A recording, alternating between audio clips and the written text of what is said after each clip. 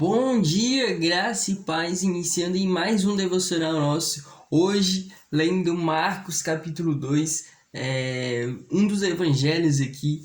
E antes de qualquer coisa, eu queria te convidar a fechar seus olhos para a gente estar orando e agradecendo ao Senhor. Senhor, meu Deus, meu Pai, muito obrigado, Senhor, por mais uma oportunidade de estarmos aprendendo com o Senhor, por mais uma oportunidade de estarmos lendo a Tua palavra. Que em nome do Senhor Jesus, Pai, essa palavra seja como uma semente em nossos corações, que a gente venha compreender aquilo que o Espírito Santo de Deus quer falar para nós. Que em nome do Senhor Jesus, Pai, seja feita não a nossa vontade, mas a Tua vontade sobre nós. Que em nome do Senhor Jesus, Espírito Santo de Deus, venha trazer um entendimento sobre os nossos corações daquilo que o Senhor quer falar para nós, Pai. Em nome de Jesus, isso é tudo que eu te peço. Desde agora eu já te agradeço. Amém e amém.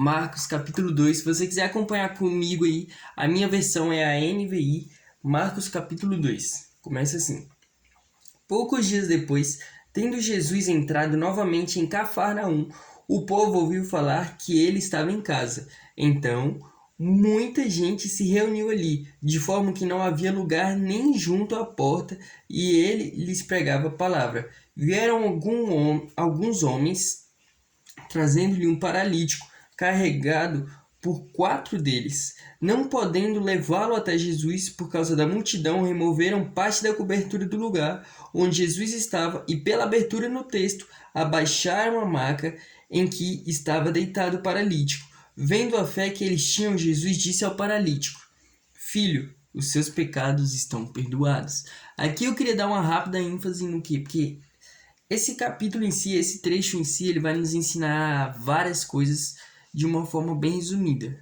Como assim? Primeiro que aqui basicamente era um paralítico que compreendia que ele tinha que ir até Jesus. Mas a gente sabe que um paralítico ele não consegue se locomover com facilidade. A gente sabe também que tinha uma multidão ao redor de Jesus. E eram 4 amigos junto desse paralítico, ou seja, esse paralítico tinha amigos que estavam dispostos a ajudar ele, tinham amigos que estavam ali fechados com ele, ao ponto de remover a cobertura, ou seja, o que eu consigo imaginar, que eu imagino de repente uma casa que ao redor estava cheia de gente, e o único meio que eles viram foi destelhar essa casa e descer com esse cara lá de cima. E eu não sei se vocês já fizeram isso, mas uma coisa é você carregar uma pessoa ali que tem seus movimentos e ela pode até facilitar para você conseguir carregar ela. Outra coisa é você carregar alguém que, sei lá, tá desmaiado, que não mexe nada, que tá todo mole.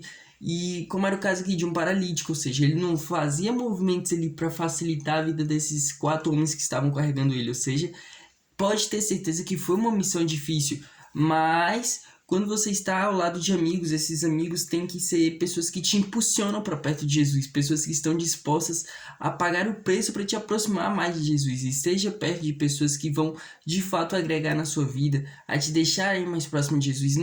Não fique perto de pessoas que vão te afastar de Jesus, mas se aproxime daqueles que podem te aproximar ainda mais de Jesus. Amém?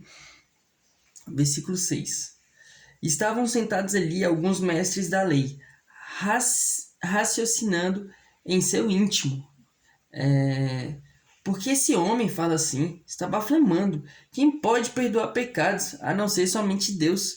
Ou seja, eles estavam ali dentro de si pensando isso. Quem é que pode perdoar pecados, se não é Deus? De certa forma, eles estavam certos, porque só quem pode perdoar pecados é Deus. Mas, por outro lado, eles estavam errados, porque eles não tinham reconhecido ainda quem era Jesus. Se você reconhece quem é Jesus, você não faz um comentário desse. Ou seja, a gente vê que que essas pessoas estavam tão cegas ali com com a religião em si, elas estavam tão cegas ali em seguir uma metodologia ali que elas não conseguiram entender quando chegou o tão aguardado Messias que eles esperavam. Eles estavam tão cegos, tão presos em algo que não conseguiram enxergar quando o Messias chegou. Óbvio, é importante que a gente esteja aprofundado na Bíblia, mas que a gente seja racional para entender as coisas de Deus também, que a gente não seja egoísta ao ponto de não poder aprender. Todos os dias a gente tem que estar disposto a aprender mais com o Senhor e sempre pedindo direcionamento para Deus. Versículo 8. Jesus percebeu logo em seu espírito que era isso que eles estavam pensando e lhes disse. Olha só, Jesus percebeu que eles estavam pensando, não era nem falando. Por que vocês estão remoendo essas coisas em seu coração? Que é mais fácil dizer ao paralítico: os seus pecados estão perdoados? Ou levante-se, pegue sua maca e ande? Aqui Jesus faz uma pergunta: o que é mais fácil? Dizer: estão perdoados seus pecados? Ou levante-se, pega a maca e ande? Se a gente for parar e olhar nos dias de hoje, qual é o mais fácil? É você, olha só, tentando pensar de uma forma assim, como eu posso falar? De uma forma pro ser humano. Qual é mais fácil ali a gente fazer, entre aspas? Que a gente não é quem perdoa o pecado, mas é mais fácil a gente fingir que está perdoando pecados. A gente chegar, ó, seus pecados estão perdoados. Que a pessoa vai continuar paralítica, mas os pecados estão perdoados. Não estou falando que a gente pode perdoar pecado, a gente não faz isso, só quem pode fazer isso é Deus, é Jesus. Enfim, o que Jesus fala, o que é mais fácil? Perguntando para eles ali. E conclui no versículo 10. Mas para que vocês saibam que o Filho do Homem tem na terra autoridade para perdoar pecados, disse ao paralítico: eu digo a você, levante-se, pega sua maca e vá para casa. Ou seja, Jesus aqui ele mostra novamente a sua autoridade. Ele fala: ei, o que é mais fácil? Eu perdoar esses pecados desse homem? Ou eu falar para esse homem: levante-se, pegue sua maca e saia? Jesus pega e faz os dois, porque ele mostra que para ele não existe impossível, não existe o mais fácil, mas tudo aquilo que ele quer fazer, ele cumpre na tua vida. Se é isso que Jesus quer fazer na sua vida, ele cumpre na sua vida.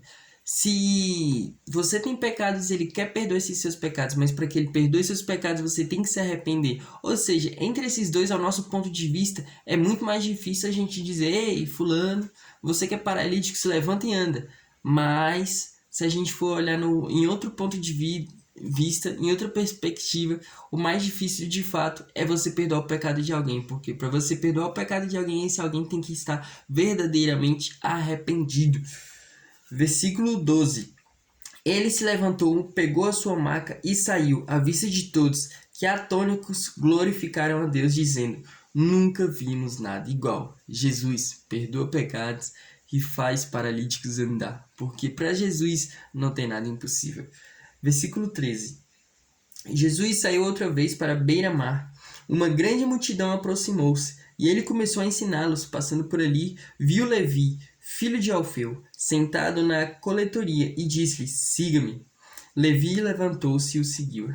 Durante uma refeição na casa de Levi, muitos publicanos e pecadores estavam comendo com Jesus e seus discípulos, pois havia muitos que o seguiam. Quando os mestres da lei, que eram fariseus, o viram comendo com pecadores, publicanos, perguntaram aos discípulos de Jesus: por que ele come com publicanos e pecadores? Sabe o que eu acho legal aqui? Se Jesus não comesse com pecadores, com quem ele iria comer? Me responde. Se Jesus não comesse com os pecadores, com quem ele iria comer? Ou Jesus come com os pecadores, ou ele não come com ninguém. Porque quando a gente vai ver, na verdade, todos nós somos pecadores. O único que nunca pecou foi justamente Jesus. Quando as pessoas chegam e falam: ei, por que você está comendo com pecadores? Você está alegando que você não tem pecados. Ou seja, você está pecando. Você está sendo um pecador. Por que você está comendo com pessoas igual a mim? Basicamente é essa a pergunta. Só que às vezes as pessoas estão tão cegas que elas não conseguem compreender isso. Que todos nós somos falhos, todos nós somos pecadores. Versículo 17. Ouvindo isso, Jesus lhe disse: não só os que têm saúde que precisam de médico, mas sim os doentes. Eu não vim para chamar os justos, mas os pecadores. Ou seja, Jesus não veio para os justos, mas para os pecadores. Aqui o que Jesus está querendo dizer: ei, você se acha justo? Não vim para você não, eu vim para aquele que reconhece que tem falhas, aquele que reconhece que tem pecados, aquele que reconhece que precisa de mim. Você que já acha que é perfeito, que é melhor do que eu, que é melhor do que Jesus, não precisa de mim não. Siga sua vida. Eu vim aqui atrás daqueles que reconhecem que eu sou Deus. Versículo 18. Os discípulos de João e os fariseus estavam jejuando. Algumas pessoas vieram a Jesus e lhe perguntaram: por que os discípulos de João e os dos fariseus jejuam, mas os teus não? Jesus respondeu: como podem os convidados do noivo jejuar enquanto está com ele? Não podem enquanto o tem consigo, mas virão dias quando o noivo lhes será tirado, e nesse tempo jejuarão. Ou seja, Jesus nos deixa a ordem para que a gente jejue. Versículo 21. Ninguém põe remendo de pano novo em roupa velha, pois o remendo forçará a roupa, tornando pior o rasgo. E ninguém põe vinho novo em vasilha de couro velha. Se o fizer, o vinho rebentará a vasilha, e tanto o vinho quanto a vasilha se estragarão. Ao contrário, põe-se vinho novo em vasilha de couro nova. Versículo 23. Certo sábado, Jesus estava passando pelas lavouras de cereal. Enquanto caminhavam, seus discípulos começaram a colher espigas. Os fariseus lhe perguntaram: Olha, por que vocês estão fazendo o que não é permitido no sábado? Calma aí, vou conseguir passar aqui de página. Por que vocês estão fazendo o que não é permitido no sábado? Versículo 25. Ele respondeu: Vocês nunca leram o que fez Davi quando ele e seus companheiros estavam necessitados e com fome?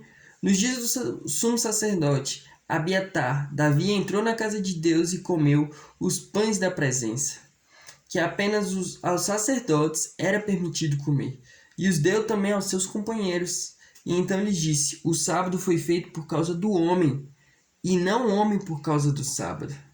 Assim, pois, o Filho do Homem é Senhor, até mesmo no sábado. Ou seja, Deus não é um dia de exceção de dias. Deus não é que Deus só vai aparecer no domingo, que é o dia que tem culto, ou só, sei lá, na quinta, que de repente tem um culto fé na sua igreja, ou na quarta, que é o culto sei lá do que. Não, Jesus não tem um dia específico, mas ele está conosco todos os dias. Basta a gente buscar. Se a gente buscar verdadeiramente, ele está lá nos aguardando. Às vezes a gente que falta busca, às vezes a gente que deixa de buscar aquele que sempre está ali nos esperando. Basta você falar: Ei, Jesus, tô aqui. Me ajuda. Faz o teu mover sobre a minha vida. Traz a luz que eu necessito. Me mostra o caminho por onde eu devo ir. Jesus sempre está aqui. Jesus fala: Eu sou o caminho, a verdade e a vida. Aquele que vem até mim. Peraí. Enfim.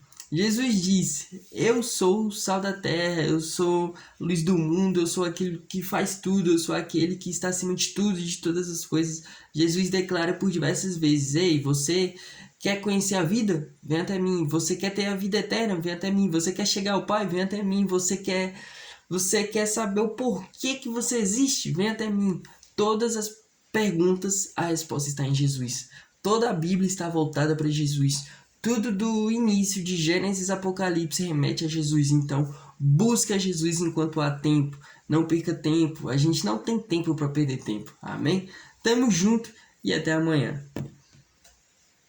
Opa, agora vai.